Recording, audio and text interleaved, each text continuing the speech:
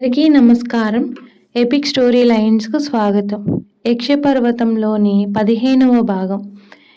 బిలదుర్గంలో నుంచి కాక పారిపోయేందుకు మరేదైనా మార్గం ఉన్నదా అని చుట్టూ కలయి చూస్తున్న సమరబాహుణ్ణి, అతని అనుచరుణ్ణి పెద్దగా గొంతెత్తి కేకపెట్టి, దొరా, తోడేళ్ళు మన మీదకు వచ్చి పడుతున్నాయి, చచ్చామంటూ ఎగిరి గెంతేశాడు. సమరబాహు మీదకి వస్తున్న తోడేళ్లను చూస్తూనే జీవదత్తుడు స్వరంగ ద్వారం నుంచి కిందకు దూకి చేతిలో ఉన్న దండంతో వాటిని ఎడాపెడా గట్టిగా కొట్టి, సమరబాహు, ఏది ఏమైనా మనం బిల్లదుర్గంలో చొరబడి శత్రువులను హడలుగొట్టి బయటపడాలే తప్ప ఇటు నుంచి పారిపోయేందుకు దారి లేదు. చొప్పున మీ ఇద్దరు ద్వారం మీదకి ఎక్కిపోండి అని హెచ్చరించాడు. ఈ లోపల ఖడ్గవర్మ ద్వారం వెనుక నుంచి ముందుకు వంగి 2 చేతులు కిందకు చాచి, సమరబాహు, చందు, త్వరగా వచ్చి నా చేతుల ఆధారంగా పట్టుకొని ద్వారం మీదకు చేరండి అని కేకబెట్టాడు. సమరబాహు, అతడి అనుచరుడైన చందు వెంటనే పరిగెత్తి ఖడ్గవర్మ చెప్పిన విధంగా అతడి చేతులు పట్టుకోగానే ఖడ్గవర్మ వాళ్ళిద్దరినీ ద్వారం మీదకు లాగాడు. కింద ఉన్న జీవదత్తుడు దండంతో చుట్టుముట్టుతున్న తోడేళ్లను గట్టిగా అదిలించి ఎగిరి స్వరంగ ద్వారం దగ్గరికి చేరుకున్నాడు.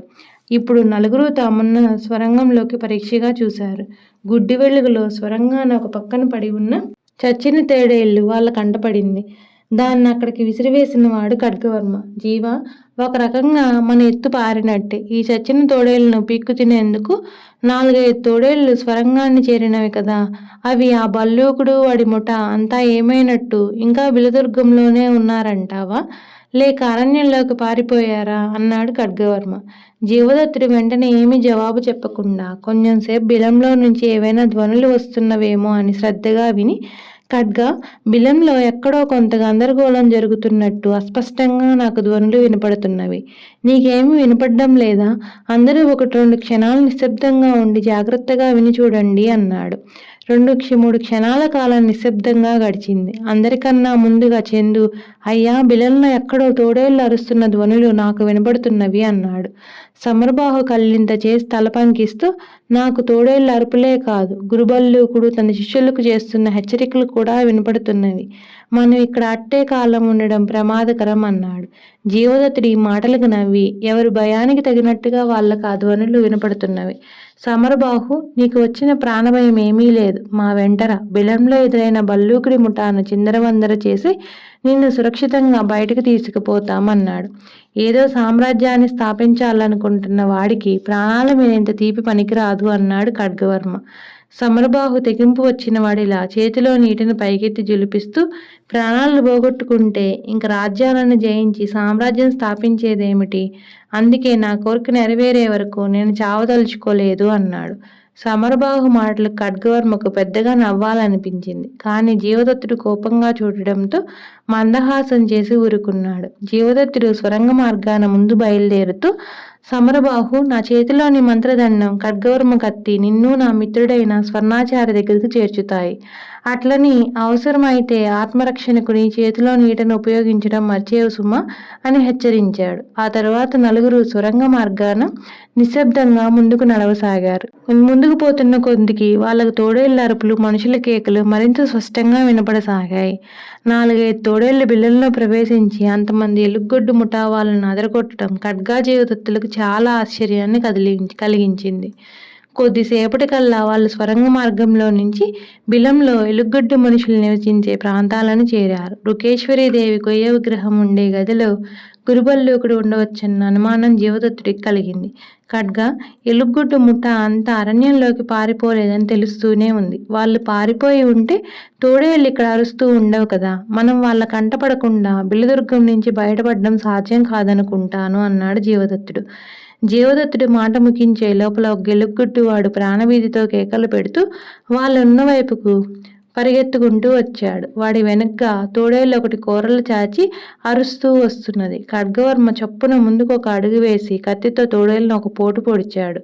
కత్తి దెబ్బ తిన్న తోడేళ్ళు కర్ణకఠోరంగా ఒకసారి అరిచి వెనుదిరిగి కింద పడుతూ లేస్తూ పారిపోయింది. తోడేళ్ళ నుంచి ప్రాణం కాపాడుకునే ప్రయత్నంలో పరిగెత్తుకొచ్చిన ఎలుగొట్టు మనిషి ఎదురుగా ఖడ్గా జీవదత్తులు నిలబడి ఉండడం చూసి భయంతో నిలువెల్లా కంపించిపోసాగాడు. జీవదత్తుడు అతన్ని సమీపించి చిన్న గొంతుతో, ఒరే గురుబల్లూకుడి శిష్యుడా, నువ్వు దేవుళ్లాగా సమయానికి ఇక్కడ ప్రత్యక్షమయ్యావు. ఇదంతా మీ మృకేశ్వరీ దేవి మహిమ అయి ఉంటుంది. సరే, నువ్వు మాత్రం పెద్దగా గొంతెత్తి మాట్లాడక అడిగిన దానికి జవాబు చెప్పు అన్నాడు. అబద్ధాలు చెప్పావు, రెండుగా నరికి తోడేళ్లకు వేస్తాను, జాగ్రత్త అంటూ ఖడ్గవర్మ కత్తిపైకెత్తి ఎలుగొట్టు వాడి కంఠానికి గురి చేశాడు. ఇప్పుడు చెప్పరా బాబు, మీ నాయకుడైన గురుబల్లూకుడు ఎక్కడున్నాడు? మీ ముఠా వాళ్ళంతా ఇంకా ఈ బిలంలోనే ఉన్నారా, లేక బిలం వదిలి అరణ్యంలోకి పారిపోయారా అని అడిగాడు. దొరల్లారా, మా వాళ్ళెవరు బిలం వదిలి బయటికి పారిపోలేదు. తోడేళ్లకు భయపడి ఈ ప్రాంతాల్లో ఉన్న కొట్టాల్లో గదుల్లో అందరూ దాక్కున్నట్టున్నది. గురుబల్లూకుడు వృకేశ్వరీదేవి ఉన్న గదిలో ప్రార్థన చేసుకుంటున్నాడు అన్నాడు ఎలుగొడ్డువాడు. మనుషుల్ని పట్టుకొని బానిసల్ని చేసి వెట్టి చాకరీ చేయించుకునే మహావీరులు కదా, మీరు తోడేళ్లకు అంతగా భయపడిపోతున్నారేమన్నాడు ఖడ్గవర్మ. మనుషుల్నేముంది దొర, వాళ్ళకన్నా కొంచెం బలవంతులకు ఇట్టే లొంగిపోతారు. తోడేళ్ళు అలా కాదే, క్రూరమృగాలాయే అన్నాడు ఎలుగొడ్డువాడు. వాడి మాటలకు జీవదత్తుడు నవ్వి, పిరికి వేదాంతమైన బహు పసందుగా చెప్పావురా.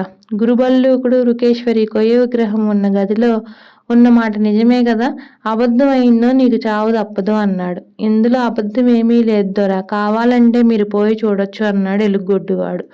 అందులో ఉన్న నిజం ఎంతో ఇప్పటికే తేలిపోయిపోయింది. నువ్వు ముందుండి అక్కడికి దారి తీయి, మోసం చేయాలని చూశావో చిత్రవధ చేస్తామన్నాడు జీవదత్తుడు. బల్లూకుడి శిష్యుడు ఖడ్గా జీవదత్తుల్ని వెంటబెట్టుకుని కొంత దూరం నడిచి ఎదురుగా ఉన్న ఒక గదికేసి చేయి చూపుతూ, దొర, అదే వృకేశ్వరీ దేవి మందిరం, గురుబల్లూకుడు లోపల ఉన్నాడు చూడండి అన్నాడు. ఖడ్గవర్మ నిశ్శబ్దంగా పోయి గద్దలుపు మీద చేయి వేసి దాన్ని మెల్లిగా నెట్టి చూశాడు. తలుపుకు లోపల గడివేసి ఉండగా పోవడంతో అది కొద్దిగా తెరుచుకున్నది. లోపల వృకేశ్వరి విగ్రహానికి 4-5 అడుగుల దూరంలో గురుబల్లూకుడు సాష్టాంగపడి కంపిత స్వరంతో ఏదో గొనుక్కుంటున్నాడు. ఖడ్గవర్మ సంజ్ఞ చేసి జీవదత్తుని దగ్గరికి పిలిచి గురుబల్లూకుడిని అతడికి చూపించి తిరిగి అప్పటిలా తలుపు చెరవేసి జీవదత్తుడిని కొంచెం దూరంగా తీసుకుపోయి, జీవా, ఏమిటి నీ ఆలోచన? గురుబల్లూకుడిని ఇక్కడే కత్తికి ఎరవేద్దామంటావా అని అడిగాడు. జీవదత్తుడు 1-2 క్షణాలు ఆలోచించి ఊరుకొని తరువాత ఏదో మంచి ఆలోచన వచ్చిన వాళ్ళ తల పంకిస్తూ, ఖడ్గా, ఈ గురుబల్లూకుడిని చంపి మనం కొత్తగా సాధించబోయేదేమీ లేదు. వీడితో పాటు వీడి శిష్యుల్ని కొందరిని చంపి అనవసర రక్తపాతం కలిగించడం ఎందుకు? వాడు విగ్రహం ముందు సాష్టాంగపడి ఉన్నాడు గనుక నువ్వు నిశ్శబ్దంగా విగ్రహం వెనక్కు పోయి వృకేశ్వరీ దేవే మాట్లాడుతున్నట్టు నటించి గురుబల్లూకుడిని వాడి శిష్యుల్ని ఈ బిలం దగ్గరకు వదిలి పారిపోమ్మని హెచ్చరిక చెయ్యి అన్నాడు. ఊరికే అలా పారిపోమ్మంటే వాడు పారిపోతాడా అని ఖడ్గవర్మ కొంచెం సేపు ఊరుకొని, నువ్వు చెప్పమన్న దానికి కాస్త కలిపి చెబుతాను. ఒకవేళ వాడు ఆ మాట్లాడేది వృకేశ్వరీదేవి కాదని గ్రహించి నా మీదకు వచ్చాడో కత్తితో 2గా నరుకుతాను అన్నాడు. ఏదో ఒకటి తొందరగా కానివ్వు. వాడు సాష్టాంగ భక్తి ముగిసి లేచి కూర్చున్నాడో మన ఉపాయం పారదు అన్నాడు జీవదత్తుడు. ఖడ్గవర్మ పిల్లిలాగా గదిలోకి ప్రవేశించి వృకేశ్వరి విగ్రహం వెనక కూర్చొని పెద్ద గొంతుతో, గురుబల్లూక, నీ భక్తికి మెచ్చాను. దైవద్రోహులు ప్రవేశించడంతో ఈ బిలదుర్గం అపవిత్రమైపోయింది. నేను ఇప్పుడే ఇక్కడ అంతర్ధానమై ఇక్కడికి తూర్పు వైపున అరణ్యంలోని కొలనుగట్టున ఉన్న జమ్మి చెట్టు కింద ప్రత్యక్షం కాబోతున్నాను. నువ్వు శిష్యగణంతో ఆ కొలనులో శుచివై వచ్చి నన్ను పూజించు అన్నాడు. ఆ మాటలు వింటూనే గురుబల్లూకుడు అదిరిపడి లేచి నిలబడ్డాడు. వాడు విగ్రహం కేసి ఎంతో భక్తి ఉట్టిపడేలా 1-2 క్షణాలు చూచి జ్యోతులు జోడించి, అమ్మా అంటూ ఏమో చెప్పబోయేంతలో ఖడ్గవర్మ గట్టిగా కసురుతూ, ఒరేయ్, మాట్లాడకు, తిరిగి చూడకుండా నీ శిష్యగణంతో అరణ్యంలోని కొలను గట్టుకురా అన్నాడు. గురుబల్లూకుడు చెంపలు వేసుకుని విగ్రహానికి మోకరిల్లి దండం పెట్టి లేచి గది నుంచి బయటకు వచ్చాడు. వాడు బయటకు వచ్చేంతలో జీవదత్తుడు అతడి వెంట ఉన్న వాళ్ళు కూడా దూరంగా పోయి గోడ అవతల దాక్కున్నారు.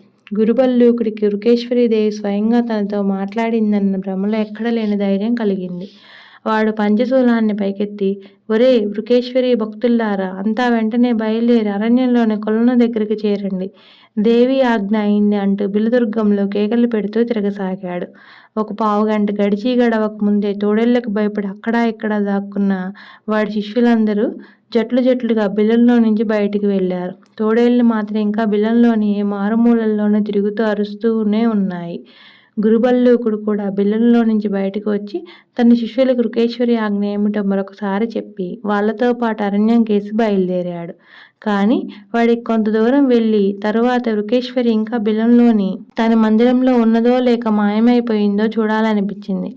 వాడికి ఆ క్షణంలో పట్టిన మూఢభక్తిలో బిలంలో తన శత్రువులైన ఖడ్గజీవదత్తులు సమరబాహు ఉండవచ్చునన్న ఆలోచనే కలగలేదు. గురుబల్లూకుడు బిలాన్ని సమీపిస్తున్న సమయంలో ఖడ్గజీవదత్తులు లోపల ఉన్న తోడేళ్లను వెతికి కొట్టి బయటకు తరిమేస్తున్నారు. వాళ్ళ చేతుల్లో ఎదురు తిరిగిన ఒక తోడేళ్లు మాత్రమే చచ్చింది. మిగతా తోడేళ్లు బిలంలో నుంచి బయటకు పారిపోసాగాయి. వాటికి సమయానికి బిలం పైన గురుబల్లూకుడు కనిపించాడు. వెంటనే అవి పెద్దగా మురుగుతూ అత్తికేసి పరిగెత్తినాయి. గురుబల్లూకుడు ఆ తోడేళ్లను చూసి నిలువెల్లా కంపించిపోయి వెనక్కు తిరిగి తన శిష్యుల కేసి పరిగెత్తు రుకేశ్వరి మాత రక్షించు అంటారసాగాడు.